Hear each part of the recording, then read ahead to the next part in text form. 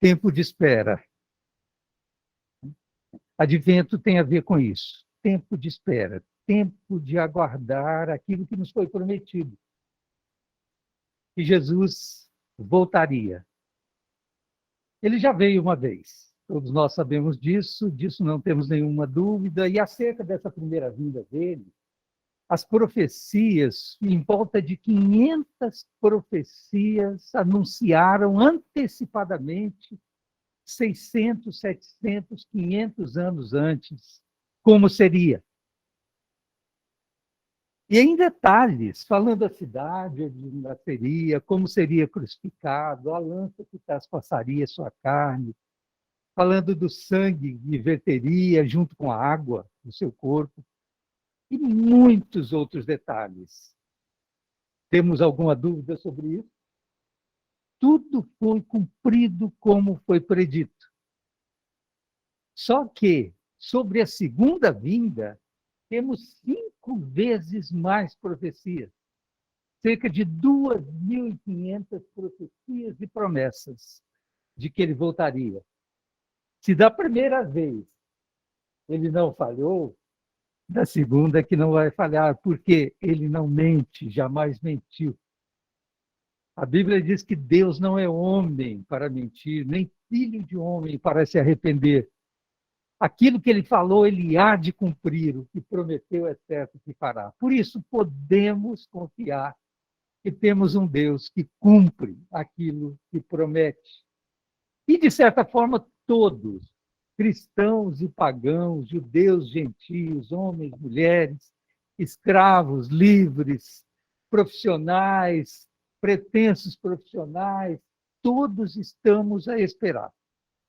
Todo ser humano está em ritmo de espera.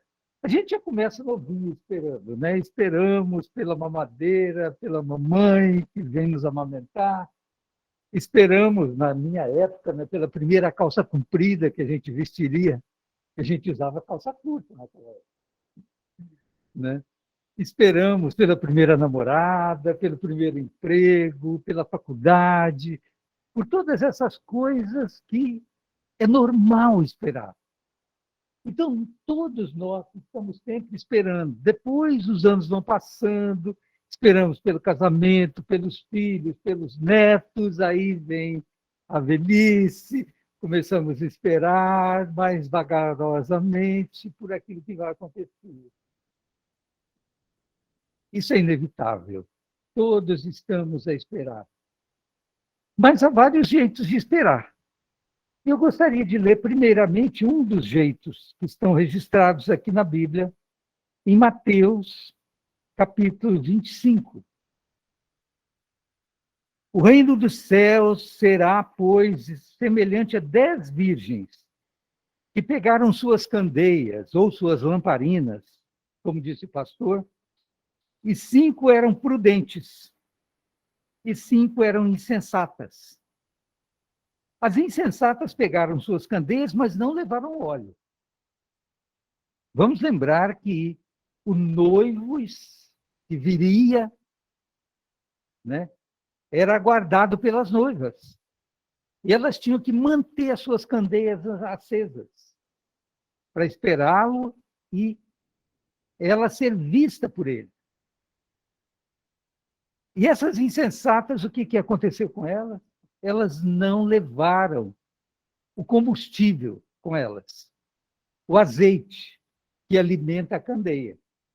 Na minha casa, quando eu era pequena, a gente tinha lamparina, e a lamparina era com querosene, né? A lamparina era com querosene. Então, às vezes, a gente esquecia de colocar o querosene, aquele pavio ficava rígido, seco, aí não acendia mais. Tinha que estar sempre abastecendo a lamparina com o querosene. No caso aqui, era azeite, né? Então, veja bem, essas desprevenidas, a Bíblia chama de nécias. Algumas versões dizem loucas ou imprudentes. Elas simplesmente estavam esperando pelo noivo, mas sem esse compromisso de manter acesas as candeias. Elas, por não levarem, quando o noivo como o noivo estava demorando, elas dormiram. Mas dormiram tanto as prudentes como as imprudentes. Isso deve nos falar a respeito da possibilidade de, enquanto esperamos, podemos dormir. Não precisamos ficar acordados o tempo inteiro, só que será um sono diferente. O sono das que dormiram era um sono de paz, de tranquilidade, de reconhecimento de que haviam feito aquilo que era necessário. Mas as outras, eu suponho que o sono delas não seja um sono muito agradável, porque, na realidade, elas deixaram a desejar nesse planejamento. O noivo demorou a chegar e elas dormiram. Não é isso exatamente o que acontece, né? Jesus prometeu há 2000 anos que voltaria, os profetas prometeram, mas já faz 2000 anos, isso não acontece. Vamos relaxar um pouco, né? Vamos deixar a coisa como está, vamos relaxar um pouco. Todas ficaram com sono e adormeceram, mas à meia-noite ouviu-se um grito. O noivo se aproxima, saiam para encontrá-lo.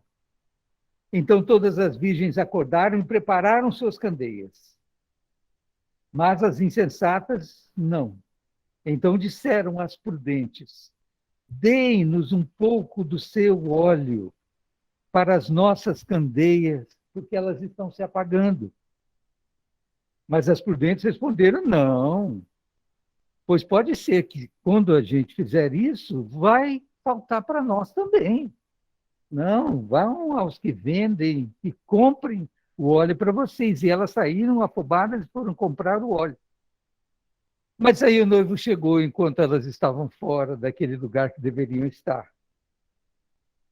As virgens que estavam preparadas entraram para o banquete nupcial e a porta foi fechada.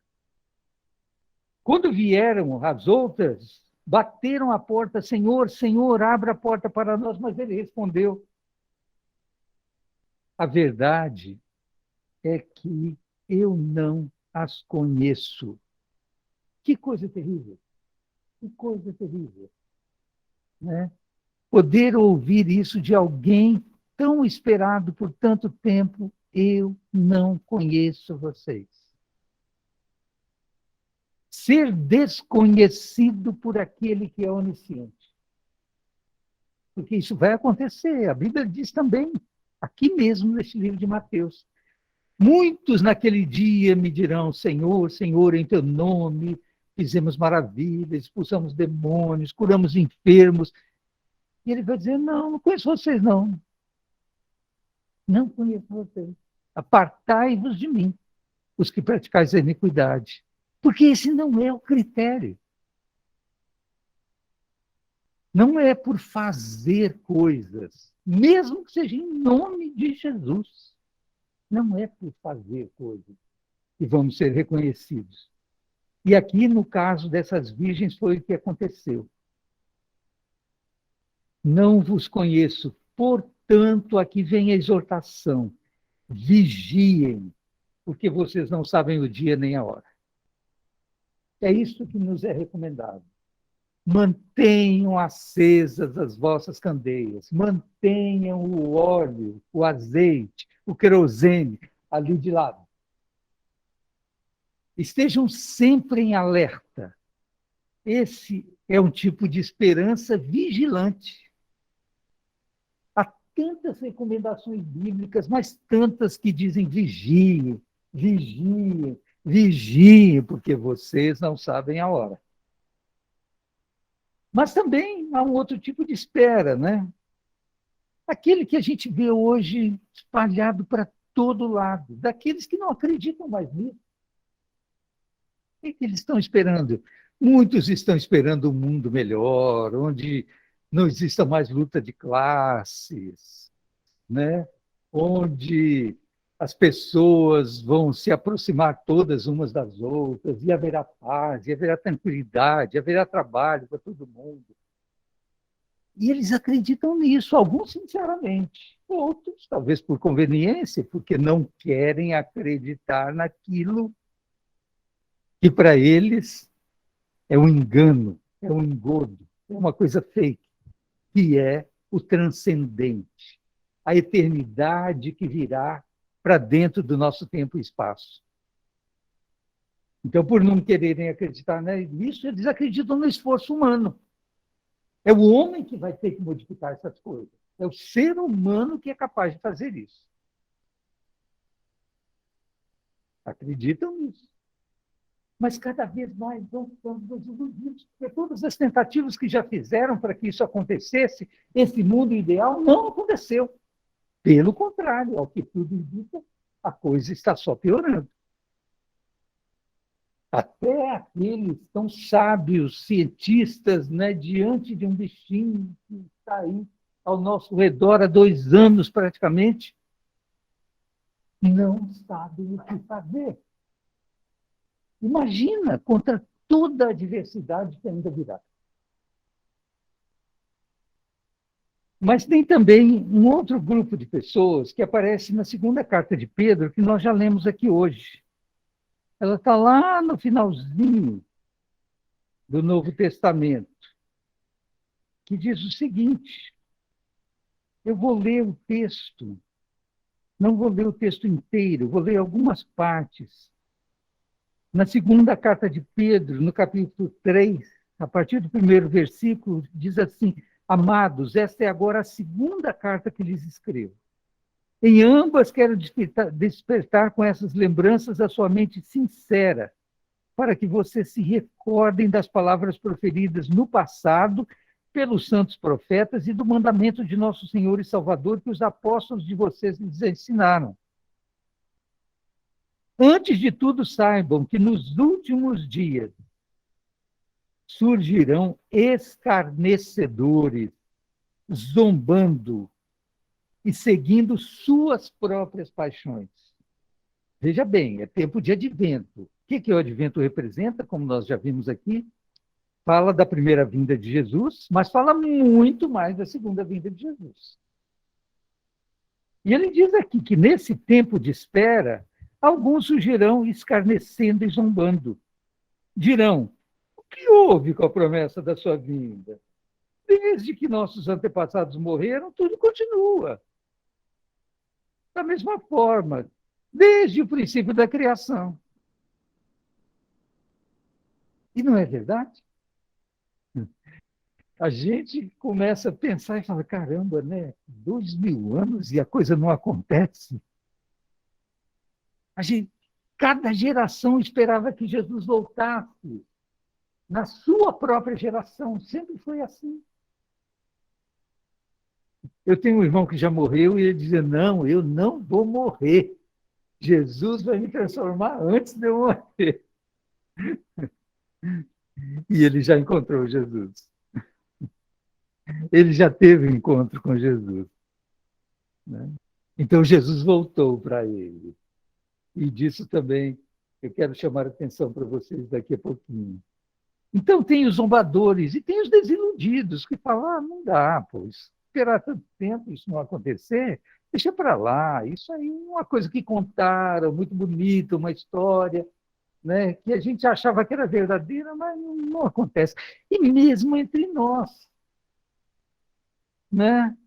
Quantos às vezes pensam, bem, não, acho que não vai bem assim, vai ser bem assim. Jesus não vai voltar fisicamente, ele já voltou para os nossos corações. Ele disse que enviaria o Espírito, é o Espírito de Cristo, então ele já está aqui entre nós. Mas a Bíblia diz assim, ele voltará da forma como o vistes ir, e todo olho o verá, inclusive aqueles que o traspassaram. Vai voltar de forma visível, palpável, tal como é descrito de uma forma tão científica na primeira carta de João. Nós o vimos, nós o ouvimos, nós o apalpamos, nós caminhamos com ele. Que mais evidência científica do que essa? Por tão menos evidências, já se presume que uma coisa é científica. Olha, temos provas tipo A. Jesus não é prova tipo A, Jesus é a prova suprema de que tudo isso é verdadeiro. Então, veja bem, voltando lá para a 2 de Pedro, capítulo 3, diz o seguinte: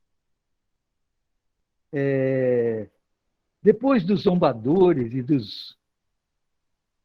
diria, dos humanistas, né, tem também o que deve crer os discípulos, aqueles que creem nas promessas e nas profecias, porque confiam, e porque confiam, trabalham e descansam e aguardam, porque a segunda vinda de Jesus não pode ser vista simplesmente como uma catástrofe. É a vinda gloriosa de Jesus, que trará novos céus e nova terra onde habita a justiça. É o reino de Deus vindo até nós. Nós já estamos incluídos nele. Aqueles que receberam Jesus já ingressaram no reino de Deus. Mas esse reino virá de uma forma concreta, palpável e visível. Então, essa é a esperança dos discípulos de Jesus, que creem nas suas promessas e nas suas profecias. Como eu falei, e tem toda a razão para crer, né? Se não fosse uma razão de fé, teria pelo menos uma razão pela inteligência, porque diante de tantas evidências, de tantas provas incontestáveis, de tantas promessas feitas, como lhes falei, cerca de 2.500 promessas e profecias sobre a segunda vinda de Jesus. Gente, precisa-se ter mais fé para não acreditar nisso do que para acreditar, né? Para acreditar em outras coisas. Inclusive, tem uma frase muito interessante do Chesterton, que diz o seguinte: quando a pessoa não crê em Deus, né, ela acaba crendo em qualquer outra besteira, né? Aí crê em horóscopo, crê em, né, gurus de toda forma, né? Crê em determinados aparatos que a modernidade traz, né? Ayahuasca, crê em várias coisas que não tem nada a ver com a realidade da vida. Pode ter a ver, sim, com um tipo de realidade maligna. Então, veja bem, os discípulos creem em quê? Creem nas promessas e creem nas profecias, porque creem naquele que prometeu. Nos profetas, em Moisés, em Abraão, em Davi, creem em Isaías, Jeremias, Lamentações, Ezequiel, Daniel, todos os profetas falaram da vinda de Jesus. Então, esses são dignos de confiança. E o próprio Jesus falou sobre isso inúmeras vezes. Mas aí fica a pergunta, por que ele demora, né? Por que ele demora? E aqui ele diz por que ele demora. Ele diz o seguinte: esses escarnecedores e zombadores deliberadamente se esquecem de que há muito tempo, pela palavra de Deus, existem céus e terra, essa formada da água e pela água. E pela água, o mundo daquele tempo foi submerso e destruído. Pela mesma palavra, os céus e a terra que agora existem estão reservados para o fogo, guardados para o dia do juízo e para a destruição dos ímpios. Aqui ele faz uma referência ao dilúvio.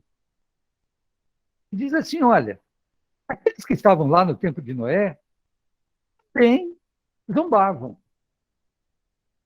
E a coisa mais interessante é que, quando essa comparação é feita, tanto por Jesus como por Paulo, diz assim, olha, o que acontecia no tempo de Noé?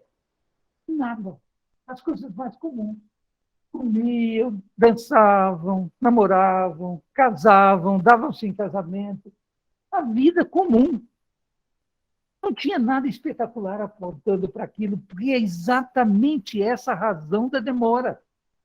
A razão da demora é porque Deus é longânimo para conosco e não quer que ninguém se perca. Essa é a razão.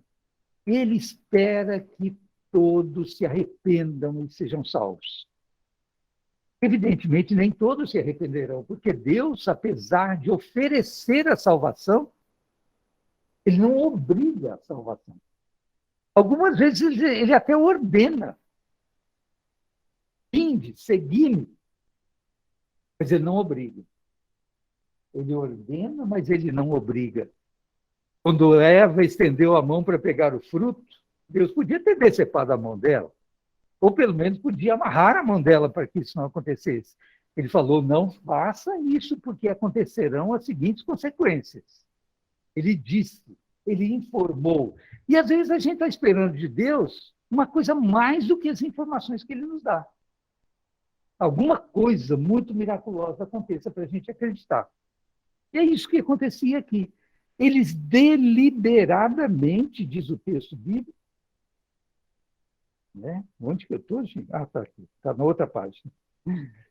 Eu estou aqui numa disputa com o ventilador para ver quem que vira as páginas. Deliberadamente se esquecem dessas coisas. Então, há um esquecimento proposital. Eu acho que pode deixar, viu? Eu me viro aqui. Vai ficar um calor na hora. Deliberadamente se esquecem dessas coisas. Mas aí tem uma exortação para nós. Não se esqueçam disto. Está lá no verso 8. Não se esqueçam disto, amados. Para o Senhor, um dia como 1000 anos e 1000 anos como um dia. O Senhor não demora em cumprir sua promessa, como julgam alguns. Ao contrário, ele é paciente com vocês, não querendo que ninguém pereça, mas que todos cheguem ao arrependimento. Gente, que coisa maravilhosa, né? A demora não é porque Deus quer que demore. A demora é porque existe gente que ainda vai se arrepender. Existe gente que, não sei, a gente não sabe o dia nem a hora, que talvez vá nascer ainda, e Deus fica olhando para eles e diz, não, esse aí, quando ouvir a palavra, ele vai se arrepender. Isso deve nos inspirar a quê? Quando lá em Mateus 24, Jesus fala dos últimos dias, novamente, o que ele diz? Ele diz o seguinte, né? Que, deixa eu dar uma olhada lá, porque eu perdi agora na minha cabeça o fio da meada. 20, Mateus 24.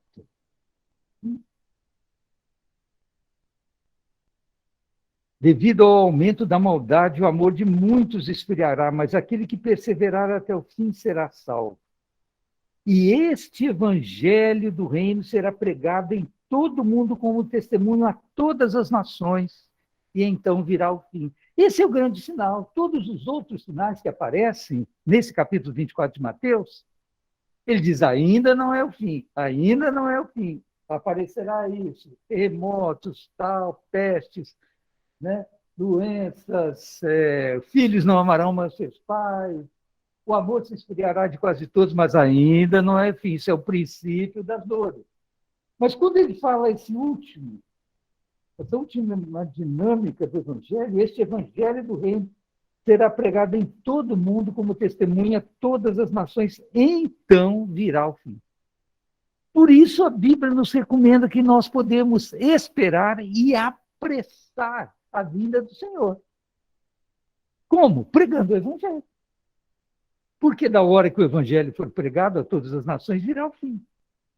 E não há tempo melhor para se pregar o evangelho que os tempos atuais. Eu estou falando aqui para vocês, mas tem outros me ouvindo. Agora imagina, quantos podem ouvir em tantos lugares hoje ao mesmo tempo a palavra de Deus?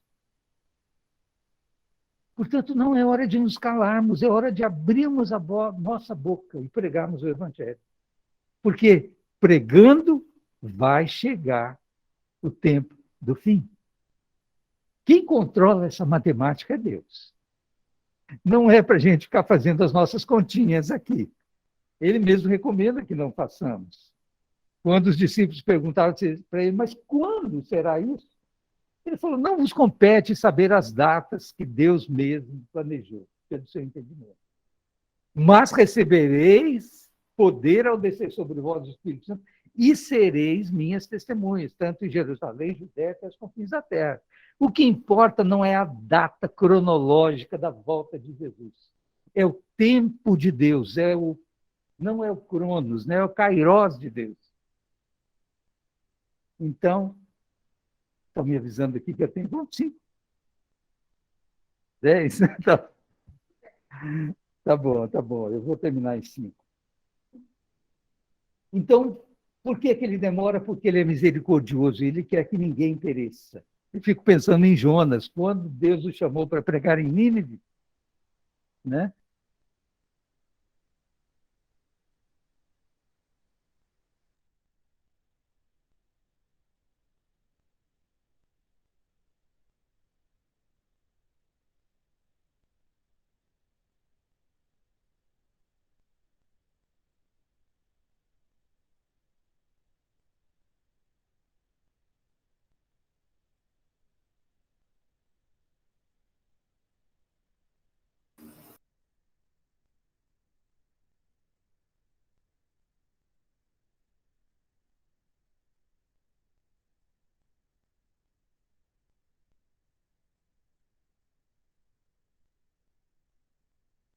Que fica dando outra e outra e outra chance, como ele fez lá com a cidade de Nínive, onde todos se arrependeram. É porque ele é misericordioso e amoroso. Agora, estou colocando aqui algumas virtudes que nessas leituras que eu fiz, são recomendadas, e elas são as mesmas que são chamadas, né, das virtudes teologais, que repetem cada uma dessas promessas, que é a fé, a esperança e o amor. E eu dei uma lida naquele livro do C.S. Lewis, essa semana, né, Mero Cristianismo, ou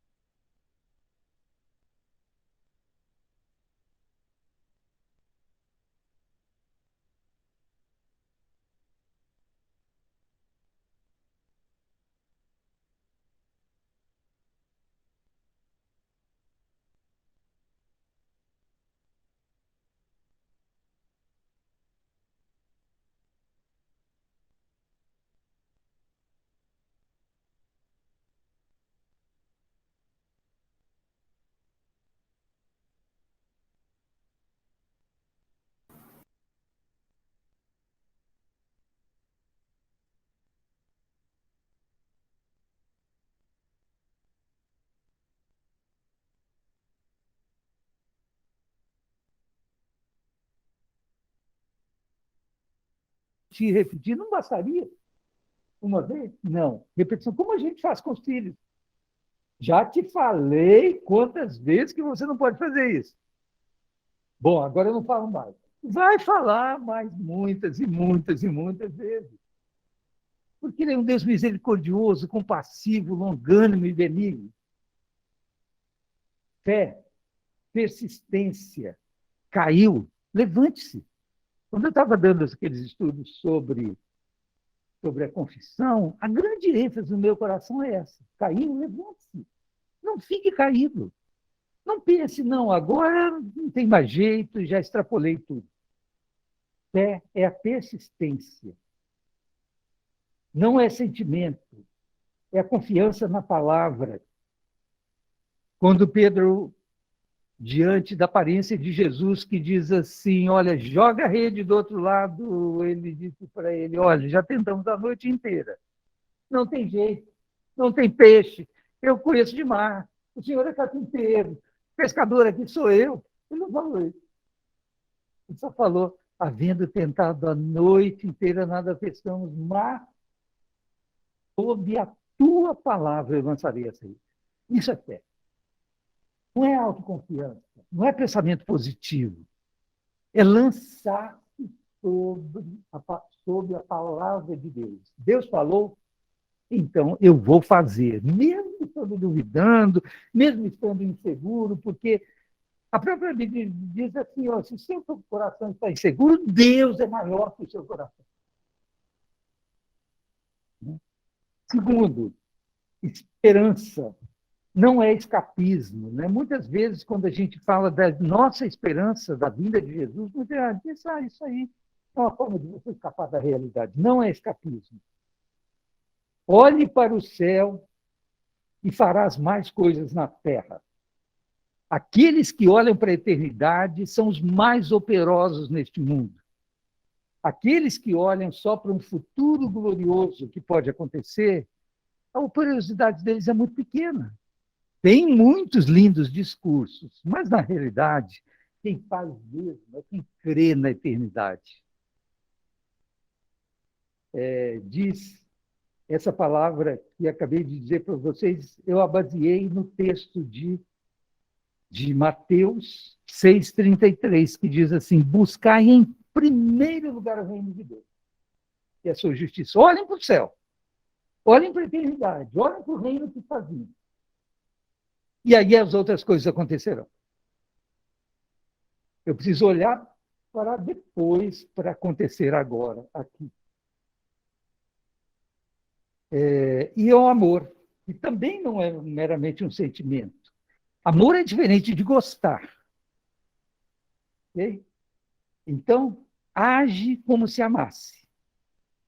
Faça acontecer. Amar significa fazer o bem e não simplesmente sentir afeição pelo outro. Mas como a gente, quando sente afeição, é mais fácil fazer o bem, comece a fazer o bem, que daí a pouco a afeição virá. O sentimento acompanha a atitude. Experimentem e verão. E para terminar, só queria dizer